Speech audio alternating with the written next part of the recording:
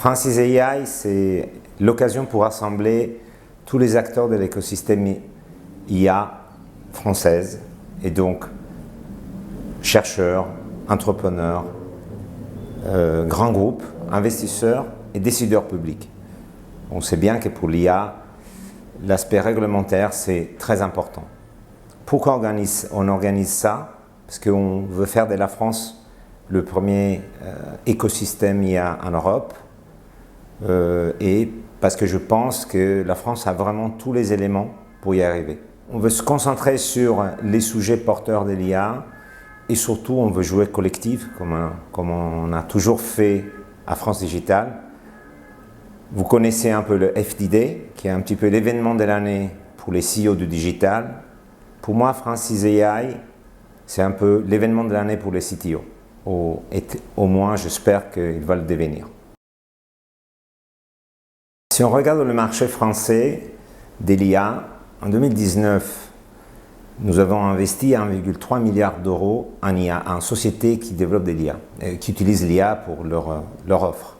C'est quand même un très bon résultat qui place la France devant le UK, Israël et l'Allemagne, qui font à 85% de l'investissement IA en Europe. Donc, il y a une position intéressante qui a été prise par la France.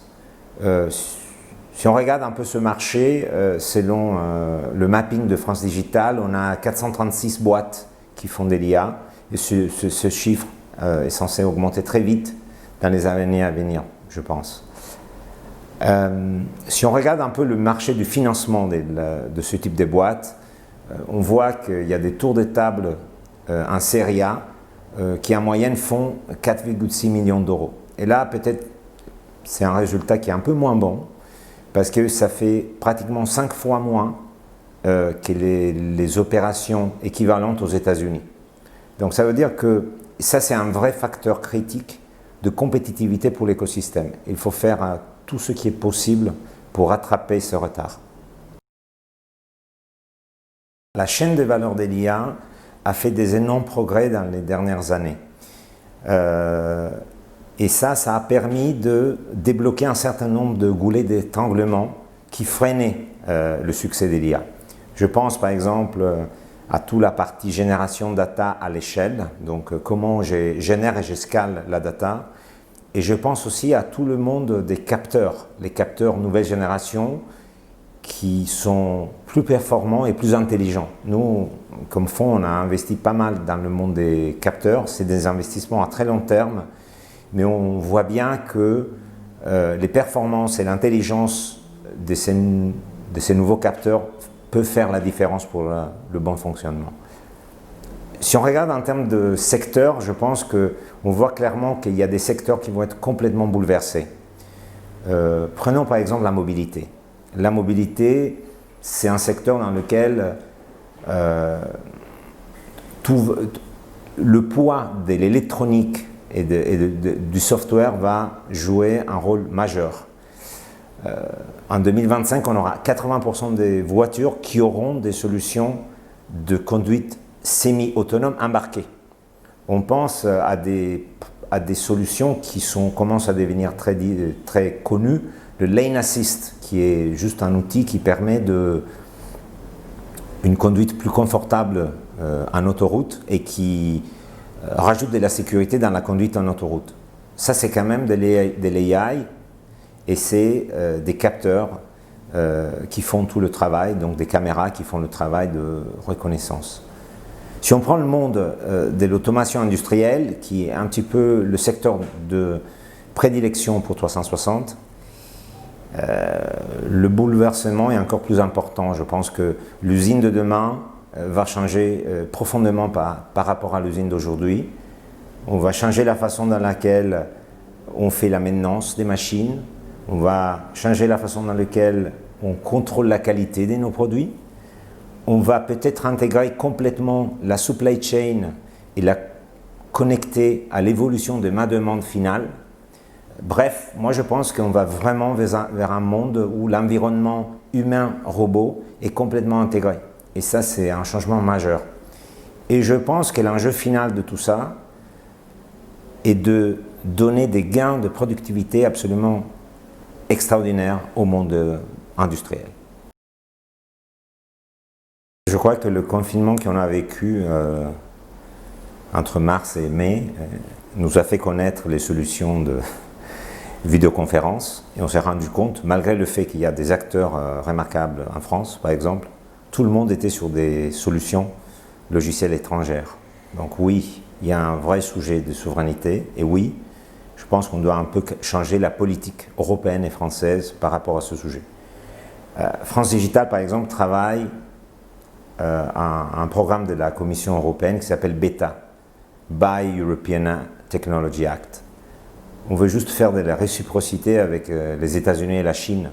Il faut que tous les commandes publiques, il y en a une partie qui est réservée à des solutions technologiques européennes, locales. 50%. Si on regarde un petit peu le scénario post-Covid, on a un plan de relance au niveau européen qui est extraordinaire et unique. 20% de ce plan de relance, qui fait 750 milliards d'euros, sera consacré au numérique. Moi, je me dis, s'il y a un moment où il faut saisir des opportunités pour les startups européennes de l'IA, c'est maintenant. Il n'y a pas de doute.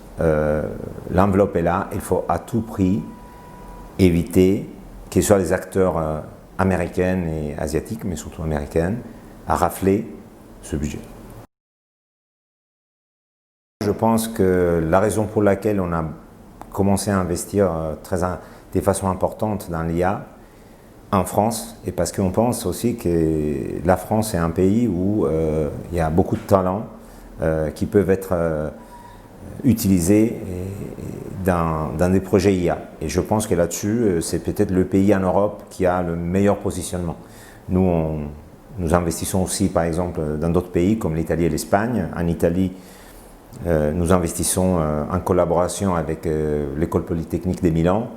On connaît bien le secteur. C'est sûr que l'Italie a un certain retard, même si, et surtout, il y a un disconnect que je pense est moins présent en France entre le monde de la recherche et le monde du business. Donc au final, on a beaucoup d'IP qui est produit, mais très peu d'IP qui deviennent des business. Donc je crois que sur la France, la situation est meilleure et donc il y a des bonnes raisons pour espérer d'arriver au résultat.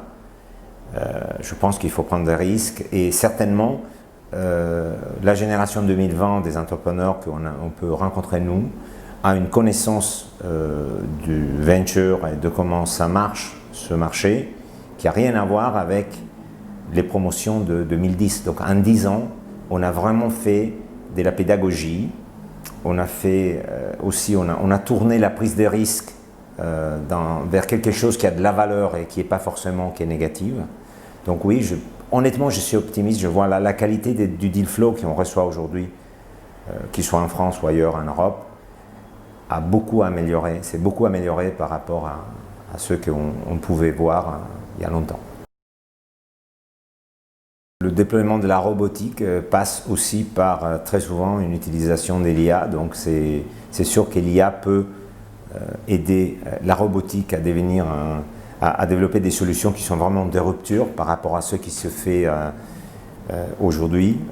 Dans les usines où l'automation et l'IA va jouer un rôle différent, on peut vraiment reconcevoir un petit peu le fonctionnement de l'usine de demain. Donc pour moi, robotique et IA sont très proches et il faut les combiner ensemble pour arriver à créer des champions. On a deux axes sur lesquels on essaie de se concentrer, en particulier dans le monde de l'IA. Le premier axe, c'est ce qu'on appelle nous les solutions un peu verticales d'IA, c'est-à-dire les boîtes qui arrivent à développer des solutions qui, grâce à l'IA, sont en rupture avec les solutions précédentes. Là, je pense par exemple à une société qui s'appelle EarthCube, dans la cybersécurité, qui a vraiment réussi à développer quelque chose qui est en rupture en termes d'usage par rapport à ce qu'on faisait avant. Le deuxième sujet qui nous intéresse en ce moment, c'est peut-être les outils qui permettent de faire de l'IA simple et à l'échelle. Il y a un véritable besoin de démocratisation de l'IA et de simplification de l'IA. On a beaucoup de boîtes qui ont beaucoup de data, mais qui ont du mal à exploiter la data et en faire quelque chose. Et donc là, on a vu même des boîtes beaucoup plus jeunes. Je pense par exemple à une société qui s'appelle Prevision.io, qui est une boîte française que je trouve très intéressante. Une société comme Appstride aussi, qui adresse un peu ce même type de besoin. Nous investissons à la fois en amorçage et en série A. Heureusement, aujourd'hui, l'IA, c'est au moins en Europe, à 75%, c'est du série A et de l'amorçage. Donc c'est le bon moment. Sur la série A, on a un fonds, un nouveau fonds qu'on vient d'annoncer il y a quelques mois, qui devrait faire 150 millions à la fin du fundraising, et on envisage de consacrer environ un tiers de cet argent au vertical de l'IA.